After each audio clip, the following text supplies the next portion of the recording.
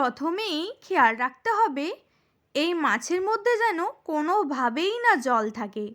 আমরা অনেক সময় ফ্রিজ থেকে বার করেই কড়াইয়ে দিয়ে দিই, কিন্তু মাছের মধ্যে বরফ বা জল লেগে থাকে, যার জন্যে কড়াইতে আটকে যাওয়ার একটা সম্ভাবনা থেকেই যায়।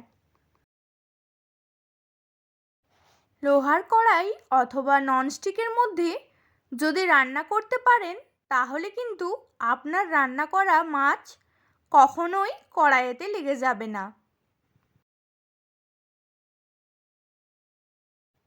তেলে মাছ দেওয়ার সময় 1 চিমটি নুন দিয়ে দেবেন।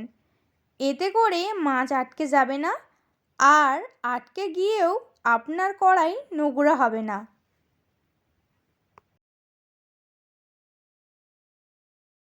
মাছ রান্না করার সময় সবসময় দেখবেন তেল যেন বেশ গরম হয়, কারণ আমরা অনেক সময় ভুল করে ঠান্ডা তেলে মাছ দিয়ে ফেলি, যার জন্য কিন্তু আটকে যেতে পারে।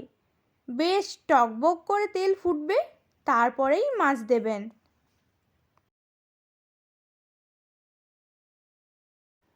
মাছের গায়ে হলুদ মাখাতে হবে। এই হলুদ মাখানো মাছ আপনি যখনই গরম তেলের মধ্যে দেবেন, তখনই খুব সুন্দর করে ভাজা হয়ে যাবে, একদমই কড়ার গায়ে আটকে থাকবে না।